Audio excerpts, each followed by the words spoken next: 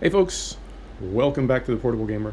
Welcome back to Euro Truck Simulator 2 and welcome to Bolungarvik, Iceland. This is the northernmost point in Iceland and I think it may be one of the northernmost points on the map. Let's get inside where it's warm. So, how'd we end up here? There wasn't anything going north from Akureyri where we were last episode, and I'll tell you what we're doing in Euro Truck at all momentarily.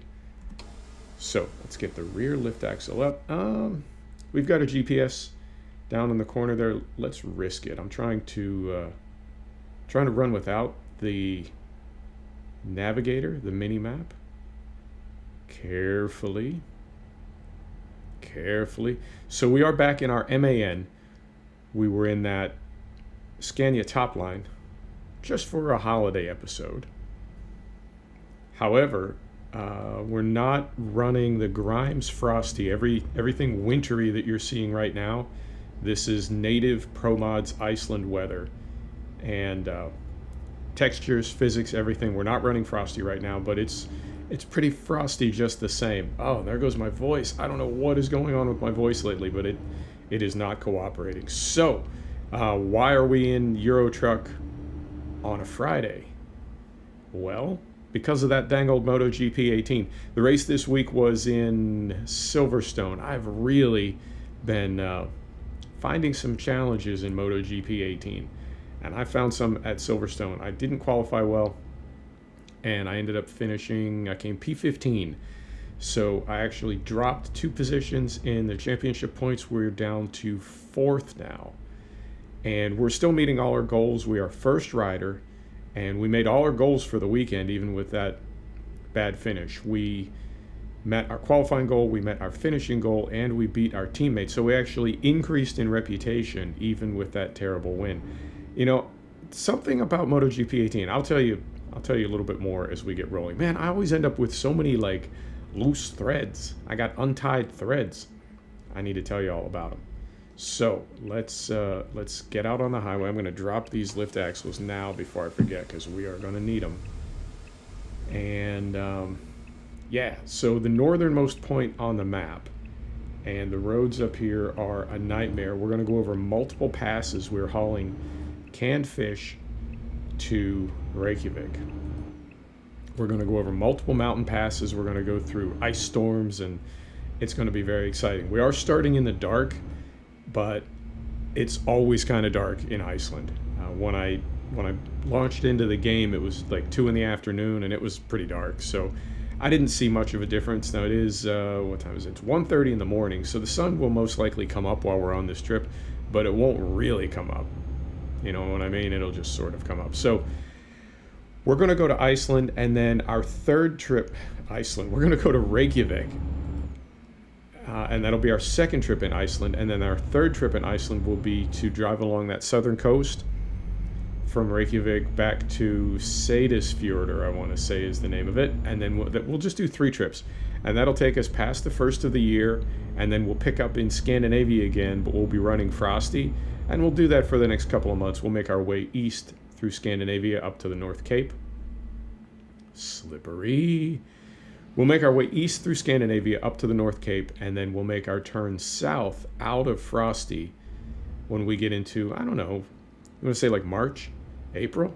I don't know. We'll figure it out. So, so yeah, we did the 1 trip last week in the Scania. We're back in the MAN. I like this truck, and I think it suits the project. Lift axles up. Says we have a traffic circle coming up. I can't quite see it yet. Oh, it is tight up here. It's tight. There it is. So, yeah, MotoGP 18. So, I've worked my way almost all the way through a 75 episode. I know. It ain't perfect. I'm doing my best, but it ain't perfect. I've worked my way almost all the way through a 75 episode playlist from MotoGP 18 by a guy named Rabo46, and I've learned a lot. I really, really have. Now, I have damage on realistic in MotoGP 18, and there's quite a bit of bumping. I am not necessarily the most, you know what I'm saying? My etiquette is clearly not always tip top because there is some bumping in the turns. And I'm curious now because I seem to be like hit or miss. Like I'll win one race and the following race I'll finish like 15th. And it, you know what I mean? I know they're patching the AI and continuing to improve it, but that really sort of baffles me. Like, really? Come on. I mean, I know everybody's got bogey tracks, but really? But now as I'm thinking about that damage and what sort of hit me to it was I saw Robbo have a crash, and after that crash he was just getting passed left and right. And this cat is next level, man. He's a total Jedi. He plays on like 120% difficulty, and he's so good that he stopped qualifying so he could start at the back of the pack every race and not just win, but like go from worst to first on purpose. So that is next level. So this cat, you know what I'm saying? He and I, we're like not even on the same stratosphere, if a stratosphere had a, you know, vertical measurement. But you know what I'm saying. He's super, super good. And after he had that crash, he was getting passed left and right. And in the comments, people were like, yeah, bro, it's because you took damage. So I started thinking about all that bumping that I do. And I'm wondering if that bumping that I do, like the first few turns, isn't damaging the bike just enough that when you sort of combine it with my growing skill set, how's that for a nice way to say it? I'm not the super duper best at MotoGP 18. So when you combine those two, like I'm not the best to begin with, and then you slow the bike down a little, you know what I mean? Is that why I get hammered so badly? It's like when I start up front, then there's no bumping and I don't take damage and I can stay out front. But if I don't start out front, then I rattle around in the pack. And that's what, don't scrape. Oh, perfect. You see what I'm saying? So that could be it. It's, what do you call it? It's like a cascade of failures. It's like a spiral of death. I don't know. It's like a thing. So I don't know if that's what's going on, but it is. I really, really like that sim, and I'm just not very good at it. It sucks. I mean, I can be. I was second in the points for the title, and I dropped to fourth. We're still okay. But we're not as good as we would like to be. So when we Silverstone, what do we have left? Like 7 or 8 races? I don't know. We'll see. But it's not very interesting to watch, because essentially what happened was the race started. I dropped a couple positions on the start, like I always do. But again, that Robo 46 guy, who was like, it's hard to describe like how good he is at MotoGP 18. He gets dropped a few positions on the start. So it's making me wonder, you know? So that is definitely something that I'm curious about. But either way, I dropped a few positions on the start. It took me like 5 laps to make those back up. And at that point, I felt like I was like, I mean, I could see that I was taking about a quarter to a half second per lap. There goes my voice. I was taking about a quarter to a half second per lap out of the riders in front of me. But mostly I was just riding by myself. And like initially I had a bit of a truly train, but then that dropped away and I was just by myself. So it's not very interesting to watch, and it particularly not when I finish 15th. It's like there's no tension, and then there's not even like a decisive victory. Finish him. There's nothing like that. It's just boring. So I'm not going to waste your time or mine or yours by trying to, make a compelling video out of that. And a couple weeks ago, I did a race like that, and I was like, must fix it, must do MotoGP 18. So then I did another race, and it turned out exactly the same way. So I did back-to-back MotoGP weekends at 100% race length. So qualifying, development programs, everything.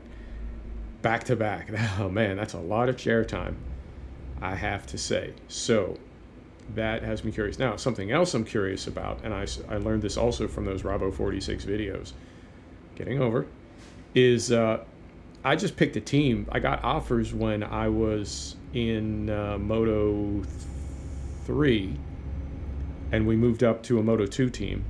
And then we got offers at the end of that, so that was a half season, and then we got offers at the end of that half season to go to another Moto2 team, and I took it, and it's Tasca Racing Scuderia. Some people say Scuderia, some people say Scuderia.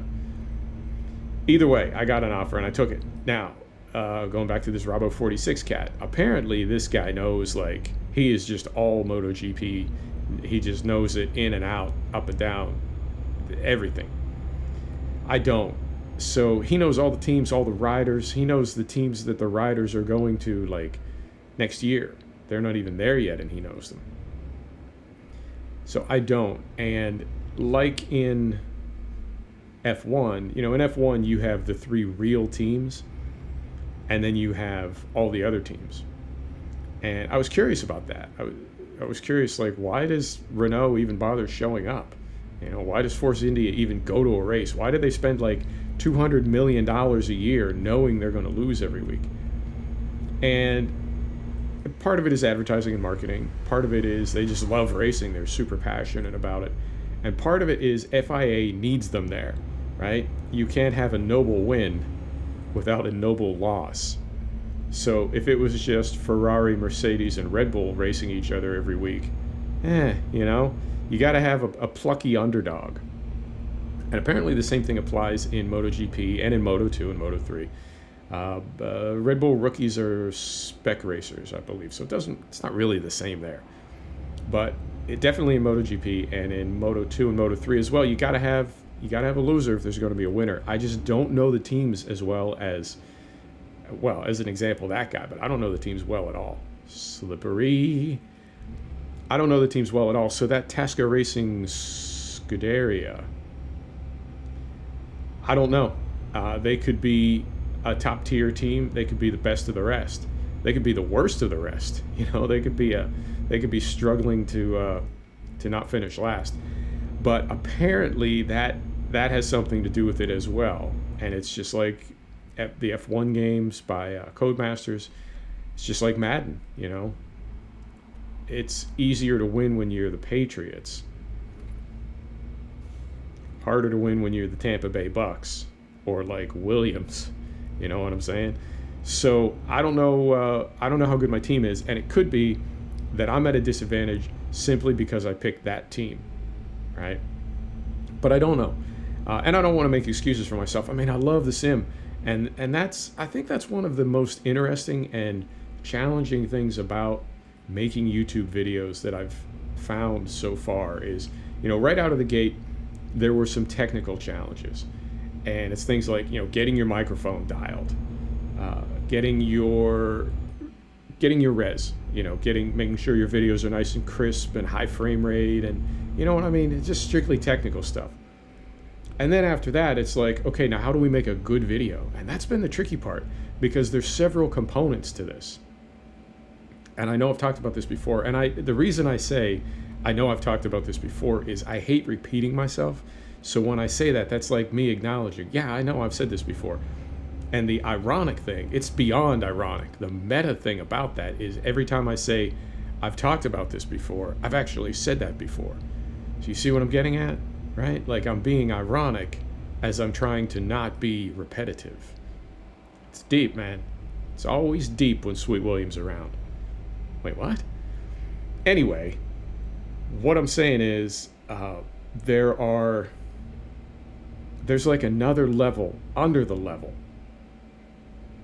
or above it. There's another level, and that other level is like, how is the actual like stuff, you know what I mean?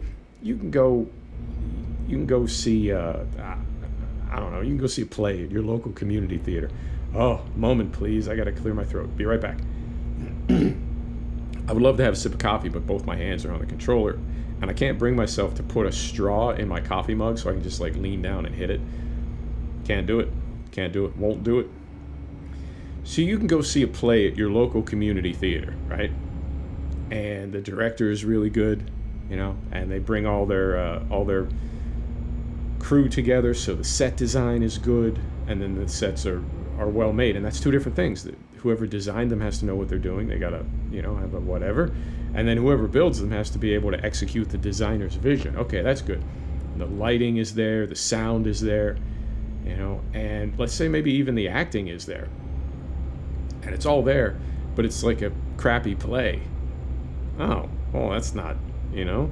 Or maybe all those other elements are there, but it's not a good play, and maybe the acting is not very good or whatever. So I'm saying there's like technical elements and there's artistic elements, if that makes sense. Yeah, it's a bit artistic. It's a form of expression. I think we can call it artistic. So once I got all the technical stuff dialed, it's like, okay, now you got to make a good video. And for me, there's two components to that. And one is like the actual gameplay, how well I play the sim, and whether I'm like smooth and Jedi or whether I'm just like a Grom thrashing around, and you know. And then over that is me, like how I am, and the narration and all of it. Oh, super slippery. Holy smokes. We're gonna do this. And I'll go, I don't know, 30-40 minutes like normal, but we may have to stop and sleep, and we may have to just cut the video off because we run out of time. Really? Wow, this bus is like sticking to their schedule. Unstoppable. You go, sir and or ma'am. So that leaves us with like, okay, well, what exactly, like what are we trying to get across? What am I trying to convey to you? And for something like Euro Truck, I think I'm trying to convey to you, yeah, we're slipping. We're slipping. We got diff lock if we need it. Oh, it's just getting, like, every time the road is less visible, it means that we are, it means that we're slipping more, and we are definitely, oh, look at this. Look at this. This is one of my favorite parts of Iceland. Look at this. Oh, man, that's making me feel cold. Turn the heat up, princess. It's cold in here. Oh, man. Is that beautiful? I love it. Pro Mods, you are awesome. It's fantastic. Now, we crest the hill, and all of a sudden it's like, okay, don't crash, going down the other side. Woohoo! Here we go. So what am I trying to convey to you with a Euro Truck video? Well, for one thing, I want you to see how good this game looks. And I say this all the time too. I realize it's not exactly eye candy. It's from a certain angle, it looks like about a 2008 quality graphic texture, you know what I'm saying? And from another angle, it looks like about a 2000. Like, it's really not a pretty game, but it does have its moments. And there are some really immersive aspects. Like, I've been looking at these in Mammoth, or up in the mountains, in little towns like I've lived in. They call those ditch poles, and they're for the, Trying not to loop it. It really wants to jackknife on me. They call those ditch poles, and they're for the snowplow drivers, and typically they're a lot taller. Like in, I lived in Montana for a while. I didn't live in the mountains in Montana, but Montana's sort of all mountains. And I lived in Missoula, and on the highways going in and out of Missoula, those poles are like literally 12 and 15 feet tall, and they're for the snowplow drivers, so they know to not drive off the road, and so they know that the little channel that they're cutting through the snow is like centered over the road. So if you look, trying to slow down, going down a big hill here. If you look, the ones on the right side of the road have one reflector on them. The ones on the left side of the road have two reflectors, and that's so you as a driver, or I guess a snowplow driver, knows, right? Single marker goes on the right, double marker goes on the left. If you see the double marker on the right, you're not on the road anymore. So that's a very cool, very immersive detail. Or the fact that ETS2 has these sort of reflective textures now. I think that's been in the past couple patches. Maybe that came in like 1.31. You can really notice it on the road signs in mainland Europe, like Germany and Austria. The signs just have this sort of otherworldly, very realistic blue glow to them that goes away when you turn your lights off. So they're not independently lit. They are reflecting your headlights. And it is very, very cool and very immersive. And those are the sorts of things that I want you to see, because that, for me, that's what really brings this game alive. I want you to see stuff like that, and I want to capture that. And that is, like, I know I sound like I'm going on and on about this, and that's because I am. But like I said, you start with the technical stuff. Let's get the technical stuff. And once you're done with that, now what is it that you want to do? And that's where I am right now. What is it that I want to do? And I just want you to see how cool these games are. And the reason I mention this and the reason I started talking about it is MotoGP 18. It's like a super, super exciting, fun game to play. And I really, really enjoy it. And I want to somehow try to capture that. And it's really frustrating. I don't know if you saw a movie. It came out a while ago. It's called The Aviator, about Howard Hughes. And he was, early in his life, he directed some movies.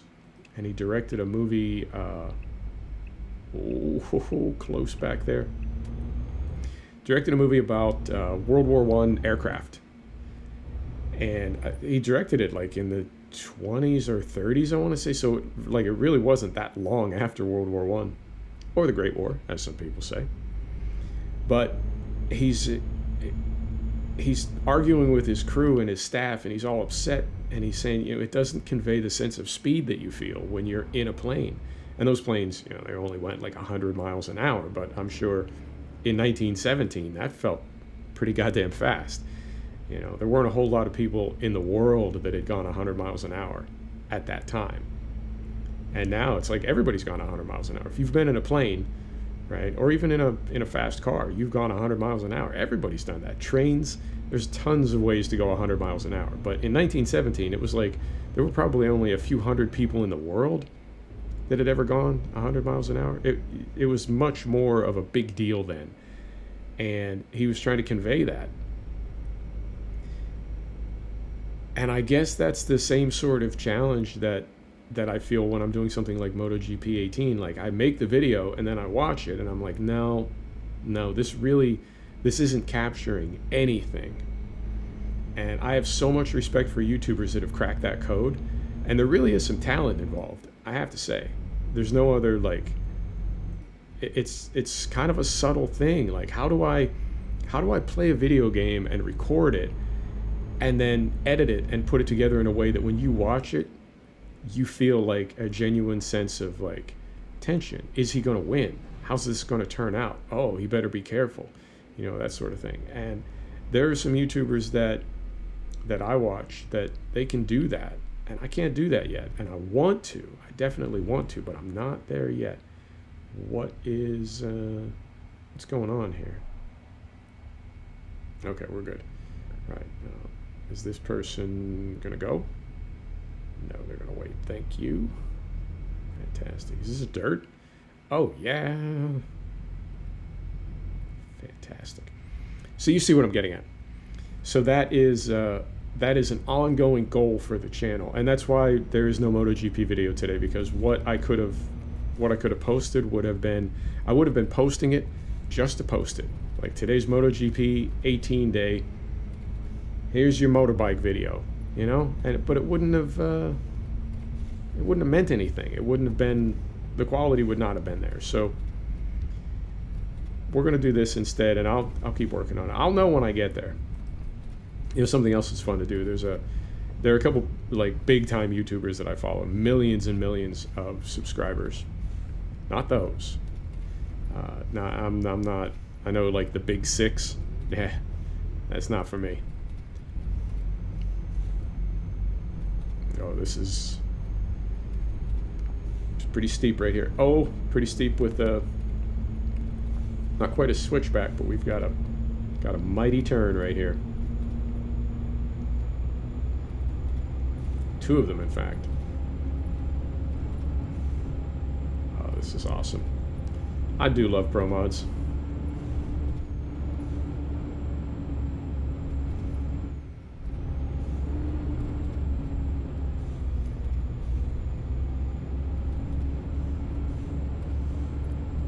Beautiful. Oh, whoa, look at this view.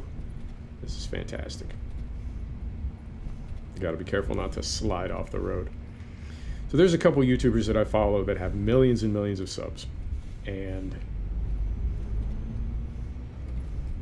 they've left all their videos up. So you can find their videos from like 7 and 8 years ago, and it's crazy to hear them just starting out, and the difference in their presentation and how much less polished it is. In some cases, it's like hard to even listen to. Quality of their microphone, all that stuff. And I think how fortunate we are as new YouTubers just starting out that we have that resource. And for me, it's like you can watch one of their old videos, listen to one of their old videos, and then watch or listen to one of their new ones. And it's like, oh, okay, I see what he's doing different. I see why he did that, or whatever. And I feel like that's going to be how I continue to improve myself, is by seeing the things that other people have done to improve themselves. And it's a really cool process, and I am really, really enjoying it. So, as always, thank you for stopping by the channel. Thank you for going on this trip with me. Not this trip in ETS2, I mean this YouTube trip. It's been a hoot, man. It really has. And we're coming up on a year, and it's just been, I've loved every minute of it. It's been frustrating, it's been challenging, it's been expensive at various times. It's been discouraging. I almost gave up. I stalled right around 70 subscribers, and I was like, it's not that I was like disgusted or anything, like throwing my hands up. It was just like, no, I'm doing something wrong. This isn't working. I know it takes a while to get your first 100 subs, but it doesn't take this long. And sure enough, released a Train Sim World DLC video, and it just, I think it's up to almost 2,000 views, which again, I know for a big time YouTuber, that's like, if they had a video with 2,000 views, they'd throw themselves out a window. But for me, it's kind of a big deal. Everything is relative, yo.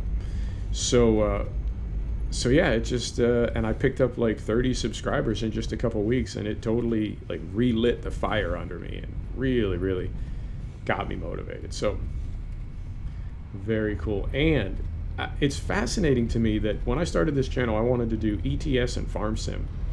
And it's fascinating to look at the analytics and see like what videos have the most views and which ones go up the fastest and which ones like sort of have a slow burn. Like it's a really fun process. And I like analytics. I like metrics, and I like pulling the data and trying to understand why something happened. Like it's easy enough to see what happened, but I want to understand why it happened, because I'm all into definability, repeatability. That's a really big thing for me. Like if we want to be able to continue to do this, we need to know what happened and why. So that's my deal. Let's while we're in kind of a slow place here, let's see how we're doing on time. We need to sleep in 3 hours and 30 minutes. And what that means is basically we need to sleep, because as spread out as the rest stops are on this map, we really do not want to push it. So let's all right, we're okay on fuel. We've got a stop right up here, a place we can pull in. Let's pull in and see how we're doing on time. We're at 30 minutes for the video. Let's do this. If we're at the halfway point for the trip, 30 minutes is a good time for a video. So if we're at the halfway point, we will concentrating. If we're at the halfway point for the video, if we're at the halfway point for the trip and 30 minutes is a good time to end a video, maybe we'll just pull in here, sleep, and I'll either finish off camera or we'll finish next week on camera, or Monday on camera, I guess. Okay. That opens things up a little bit too, because this is an unscheduled Eurotruck video. So we've got a little bit of latitude. Okay. Let's, I remember this one. I've slept here before.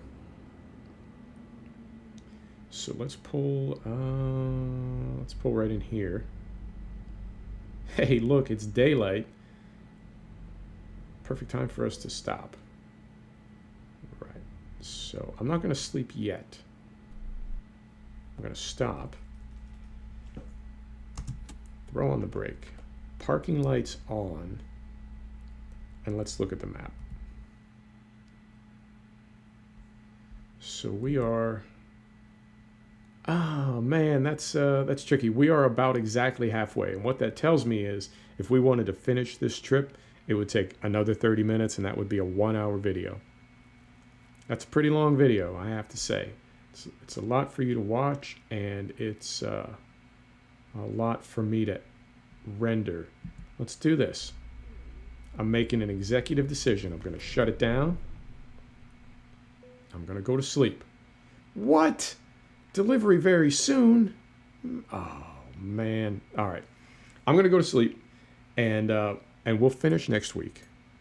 Or we'll finish on Monday. We'll drive the rest of the way into Reykjavik, and then the following ETS video, we'll drive from Reykjavik back to Seyðisfjörður. Yep, that's the plan, folks. Thanks for stopping back to check out The Portable Gamer. Thanks for joining us for another episode of Euro Truck Simulator 2. And we will see you next time. Take care now.